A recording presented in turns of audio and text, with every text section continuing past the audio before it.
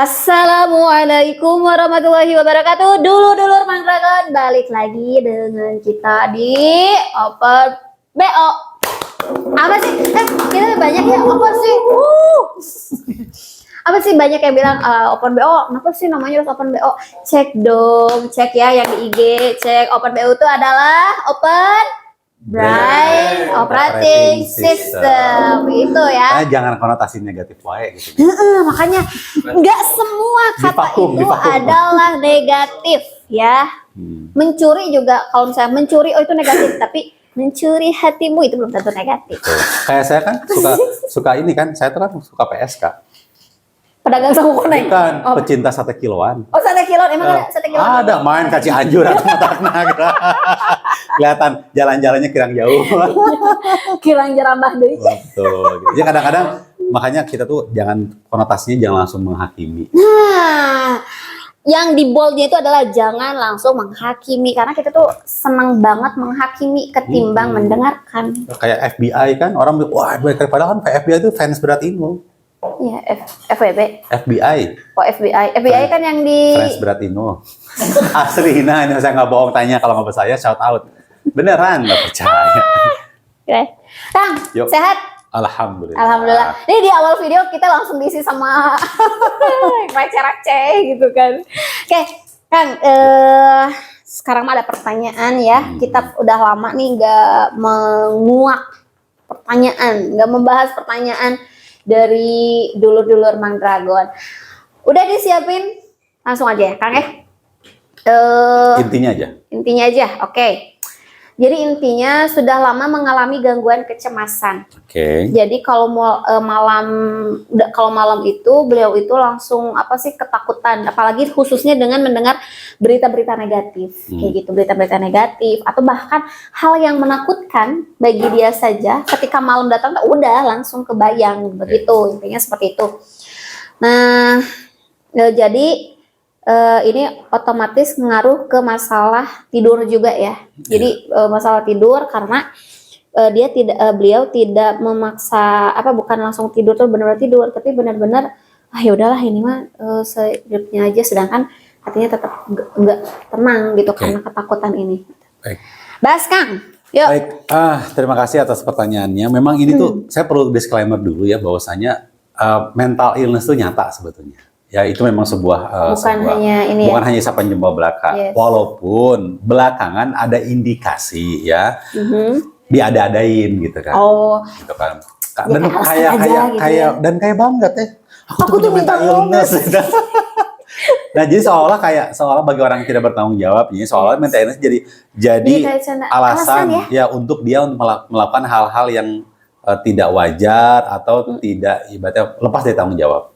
Iya sih benar. Misalkan kerja kamu harus, aku minta illness, aku panik gitu kan. Nah, aku butuh healing. Nah, karena kebetulan saya sehari-hari kan sebagai terapis juga, konsultan dan juga praktisi perilaku manusia. Nah, salah satu memang yang belakangan sering banget untuk saya tangani itu adalah mental illness salah satunya. Mental illness. Jadi saya ingat sejarah tahun 2013-2014 saya menangani beberapa kasus. Waktu itu masih belum tanda kutip ya, belum awareness-nya belum sekencang sekarang ya. Saya menghadapi salah satu klien saya, dia sudah bertahun-tahun menggunakan obat-obatan yang direkomendasikan oleh dokter ya. Berarti masih di bawah pengawasan dokter ya? Betul, memang harus karena itu memang termasuk psikotropika ya. Yes. Nah, dan dia tuh nggak bisa walaupun cuma 1 gram setengah ibaratnya paling tinggi itu 1 gram. Ada yang kadang-kadang 0,25 gram, kadang 5 gram 0,5 gram. Nah, lalu saya terapi. Nah, jadi kita terapi teman-teman.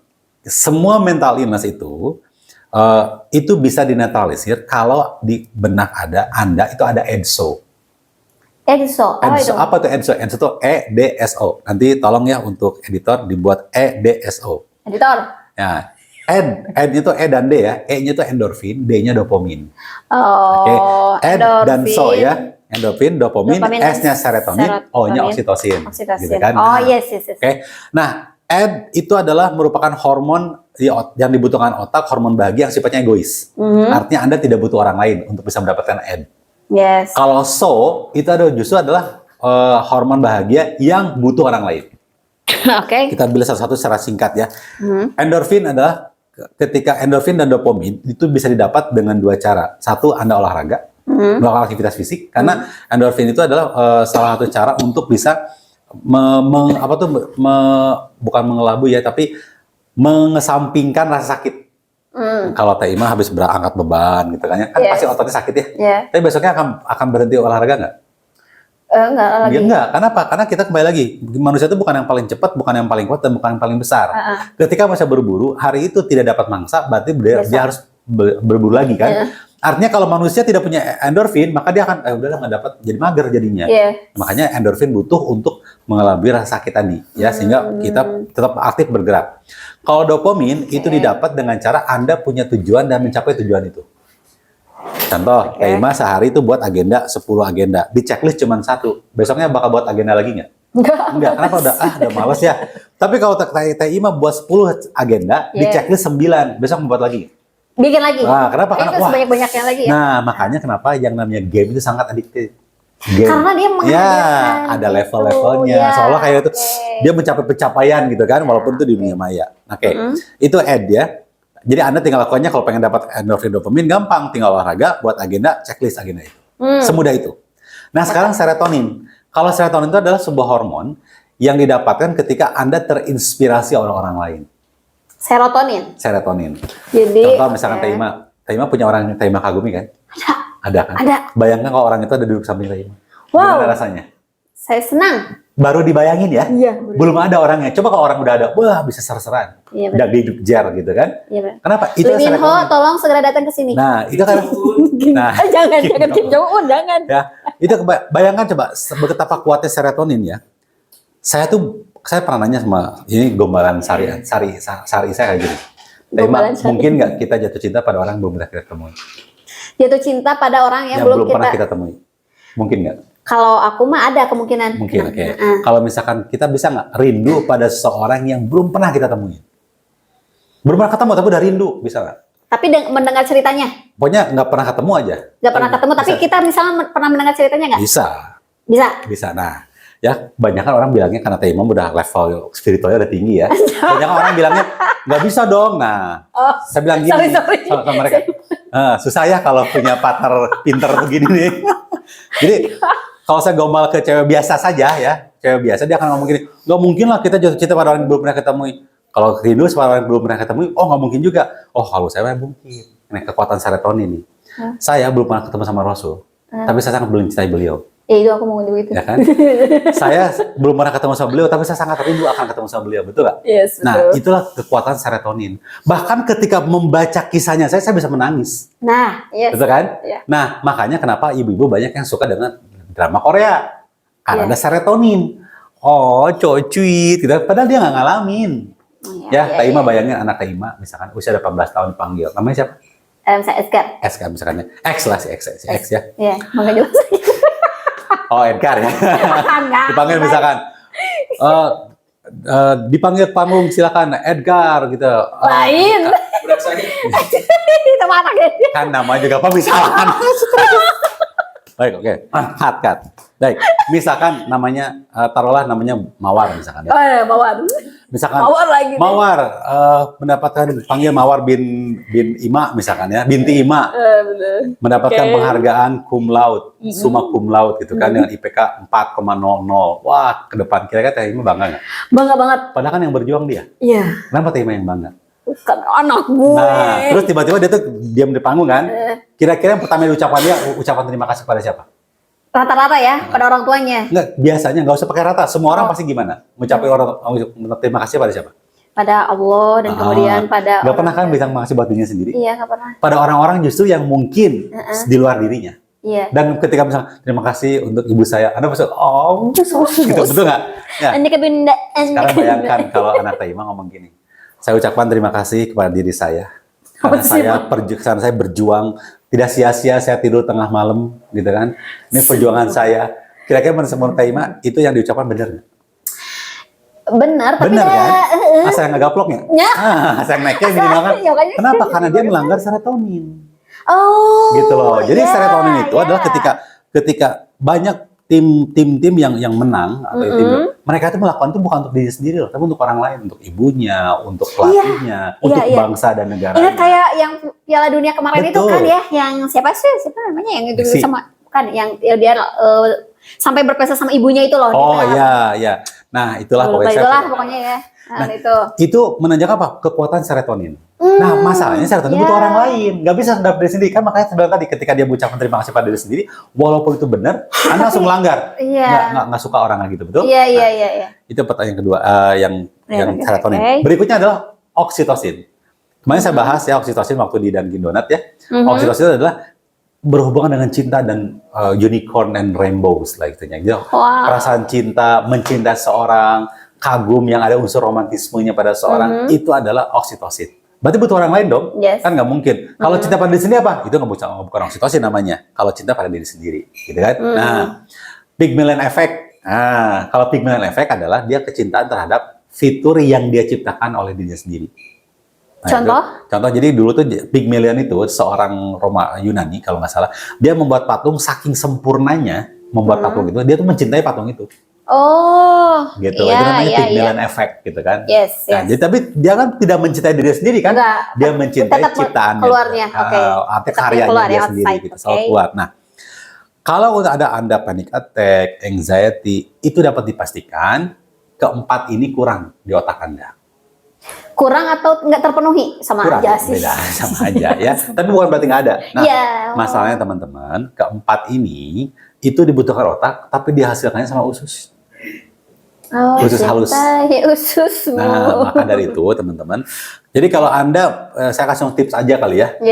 Mengalami anxiety, panic attack, yang perlu Anda lakukan pertama kali satu, hasilkan 4 ini, EDSO ini. Ya, dengan cara apa? Satu, Anda itu olahraga dan buat agenda sehari-hari, atau bisa juga buat jurnal keseharian dan Anda checklist pastikan. Yang kedua itu adalah Anda baca buku terinspirasi oleh seseorang. Nah, yang keempatnya adalah Anda cari pasangan. Nah, oksitosin ini kalau Anda sudah punya pasangan, yang bertanya sudah nikah belum? Oh iya. Nah, kalau nggak salah sudah menikah ya. Nah, itu kalau berarti pasangan dengan pasangan Anda, dan yang paling unik adalah ketika Anda punya pasangan atau suami istri ya, maka mohon maaf nih, hubungan badan atau biologis itu adalah salah satu produsen oksitosin terbesar. Apalagi khususnya perempuan, gitu kan? Nah, itu pertama, itu dari aktivitas ya. Yang kedua adalah pastikan makanan Anda makanan yang sehat. Makanan sehat itu adalah satu, Anda tidak makan nasi putih. Kenapa tidak makan nasi putih? Karena nasi putih yang sekarang tuh udah sedikit banget seratnya. Karena gini, nasi beras itu yang ideal itu dulu tuh dipanen itu setahun 2 kali. Iya. Makanya itu adalah merupakan beras-beras yang masih sehat, yang masih bagus ya. Nah, sekarang makan dipanen itu 1 tahun tuh bisa 3-4 kali. Iya, betul. Karena itu adalah hasil rekayasa genetik. Gitu kan? Betul. Makanya kenapa beras Jepang itu sangat mahal. Karena mereka memang setahun cuma 2 kali, gitu kan? Nah, oleh karena itu, satu, hindari makan beras putih, ganti dengan beras merah, kalau nggak dengan singkong, kentang, beet, ubi, kayak gitu karbonya. Umbi-umbian ya. Yang kedua adalah hindari makan tepung, atau minimal kurangilah semua tepung-tepungan. Bala-bala, gehu. Itu yang ketiga, yang digoreng. Bayang nggak kalau bala-bala udah sama tepung digoreng? Maruk loh. Jadi bulan Ramadan aja kan, ya memang makan kurma sunnah, tapi udah wajibnya bala-bala. Nah, yang keempat adalah hindari makanan-makanan yang mengandung gula pasir. Ya, nih teman-teman, daripada pakai gula pasir, mending pakai madu. Sepalsu-palsunya madu jauh lebih baik daripada gula pasir. Ya, yang terakhir adalah hindari makan-makanan yang sifatnya makan olahan. Contoh, sosis itu bukan daging. Ya, nah kan itu sosis, nugget, yang frozen food kayak gitu itu sangat-sangat tidak baik untuk kesehatan. Nah, makanya kalau Anda hindari 5 ini, saya pastikan usus Anda sehat. Nah, karena usus Anda sehat, berarti kan menghindari 5 ini berarti kan nutrisi Anda bagus nih. Maka usus Anda akan menghasilkan hormon-hormon tersebut. Sehingga ketika otak butuh, hormon sudah tersedia. Yang si EDSO itu tadi. Iya, itu karena EDSO itu hormon yang dibutuhkan otak tapi diproduksi sama usus halus. Ya. Yang ketiga adalah Anda ada 2 kegiatan. Yang satu adalah dilakukannya ketika sudah punya suami istri. Yang ketiga bisa dilakukan siapa saja. Yaitu apa? Sholat. Ya, posisi sholat terbaik untuk bisa mengurangi efek dari mental illness adalah sujud. Kenapa? Karena ketika sujud itu aliran darah ke otak. Nah, makanya berlama-lama untuk Anda untuk sujud. Kan sujud itu filosofinya kan berbisik ke bumi, langsung didengar di langit, gitu kan. Yang kedua adalah Ya tadi, hubungan biologis. Ya. Kasihan nih jomblo. Makanya menikahlah cepat, ya. Menikahlah cepat. Maaf jomblo, maaf. Ya. Udah gimana lagi gitu kan. Makanya kalau jomblo, aduh, aku jomblo panik anxiety. Cari yang kelima. Apa itu yang keempat? Apa yang keempat? Punya figur ayah. Figur ayah itu penting. Iya, saya berani jamin semua orang, ya semua, saya bisa berani mempertaruhkan nama baik saya. Semua orang yang punya mental illness pasti kekurangan bahasa ayah. Artinya dengan baik itu dengan ayah kandungnya maupun figur ayah gitu ya.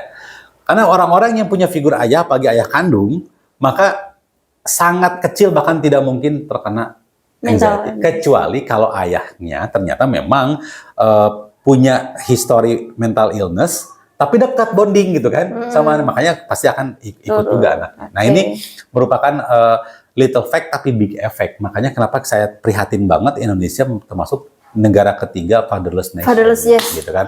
Negara tanpa ayah. Betul, makanya itu bukan tanpa ayah, tanpa figur ayah. Tanpa karena sekarang tuh banyak ayah itu jadi status tapi bukan peran. Yes. Kan betul. Ayah tuh peran, bukan status. Yes. Saya bisa aja punya status ayah karena saya punya anak. Tapi belum tentu saya berperan sebagai seorang ayah. Yes, gitu betul. Ya.